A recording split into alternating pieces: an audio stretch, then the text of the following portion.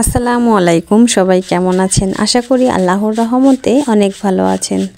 আলহামদুলিল্লাহ, আমিও ভালো আছি। তো আজকে আপনাদের সাথে আমার রান্নাঘর থেকে আর একটা রান্নার ভিডিও শেয়ার করব। তো আজকে আমরা যে সকাল সকাল চলে আসছি খুদের ভাত রান্না করার জন্য। খুদের ভাতকে আমাদের এলাকায় খুদপুটানি বলা হয়। তো আজকে রান্নার জন্য আমি সব জিনিসপত্র গুছিয়ে নিচ্ছি, নিয়ে এই যে সাথে চুপই শাক ভর্তা করব। তার জন্য চলে আসলাম চুপই শাকগুলো তুলে নিতে। আমাদের এলাকায় এই টক পাতাকে বলে চুপাই শাক। তো এই চুপাই শাক গাছটা হয়েছে আমাদের জাংলার ভিতরে। এই পাশে সিম গাছ আছে, সিম গাছের জাংলার ভিতরে।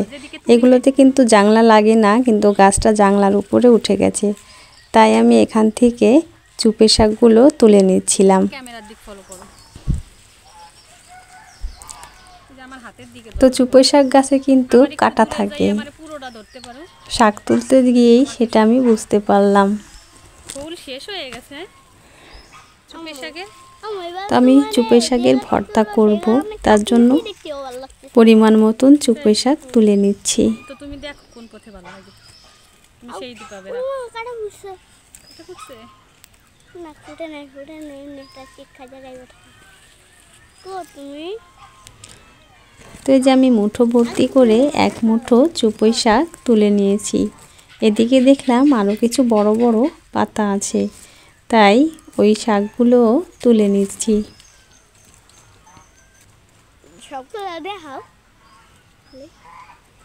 দেখুন আমার কতগুলো শাক তোলা হয়ে গেছে। তো এখন আমি শাকগুলো নিয়ে চলে যাব রান্নাঘরে। উপরে দেখছিলাম আরও বড় একটা ডাঁটার সাথে অনেকগুলো পাতা, তাই সেগুলো তুলে নিচ্ছি। তো এই যে চলে আসলাম রান্নাঘরে। এদিকে খালামণি খুদের ভাত রান্না করার জন্য, মানে বউ ভাত রান্না করার জন্য সব কিছু গুছিয়ে নিয়েছে। তো খালামণি একটু অন্যরকমভাবেই রান্না করলো।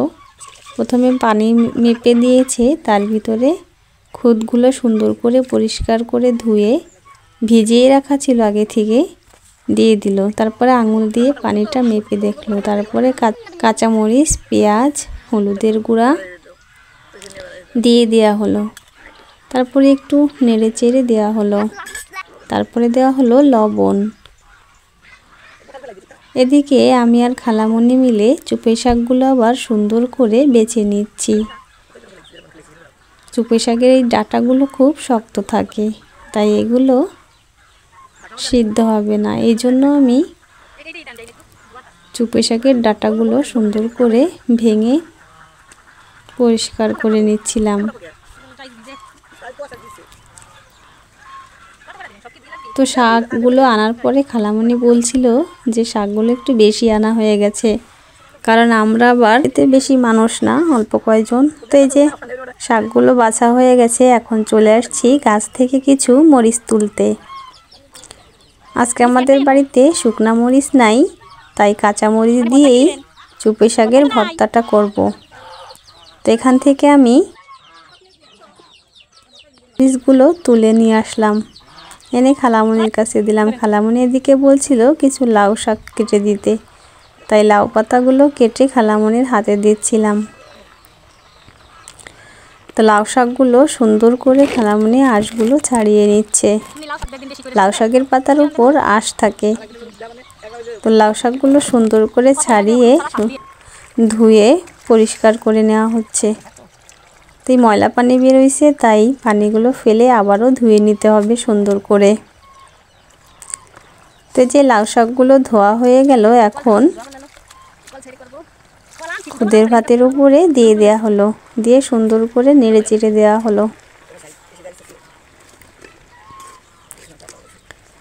এখন কিছুটা ভাত সরিয়ে চুপই শাকের পাতাগুলো সেখানে দিয়ে ঢেকে দেওয়া হলো সিদ্ধ করার জন্য। এখন নেড়ে চেড়ে সুন্দর করে এভাবে চাপা দিয়ে রাখতে হবে বেশ অনেকক্ষণ। তো এই যে আমাদের খুদের ভাত কিন্তু রেডি। মানে খুঁতখুঁটানি, আমরা এটাকে খুঁতখুঁটানি বলি। তো মরিচগুলো সিদ্ধ দিয়েছিল, সেটা দেখানো হয় নাই, যে মরিচগুলো গাছ থেকে ছিঁড়ে আনছি। তো এখন মরিচগুলো তুলে নেওয়ার পরে এই যে চুপই শাকটা তুলে নেওয়া হলো, সিদ্ধ করা চুপই শাক।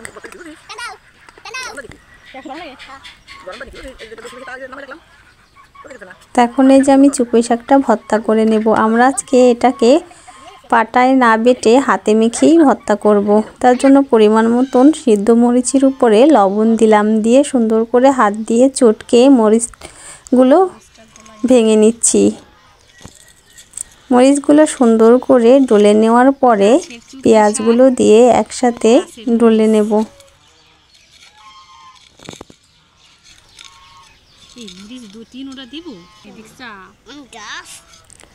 পেঁয়াজগুলো আর মরিচগুলো একসাথে সুন্দর করে চটকে মেখে নেব। তারপরে দিয়ে দেব সরিষার তেল। পরিমাণ মতো সরিষার তেল দিয়ে আবারও সুন্দর করে কিছুক্ষণ মেখে নিতে হবে। তারপরে চুপই শাকগুলো হাত দিয়ে সুন্দর করে একসাথে মেখে নেব। তো এভাবেই হয়ে যাবে আমাদের আজকের চুপই শাক ভর্তা। অনেক সহজভাবে রেসিপিটা দেখাইলাম। তো এই যে চুপই শাক ভর্তা তো রেডি হয়ে গেল, এখন আমরা খেতে বসে যাচ্ছি। তো খালামণি একবারে কড়াই থেকেই আমাদের প্লেটে করে তুলে দিচ্ছিলেন। তো এই যে আমার ছেলে মেয়ে, খালামণি আর আমরা খেতে বসে গেছি। তো টক দেখে আমার ছেলের মুখের রিয়াকশনটা একটু দেখেন কেমন করছে।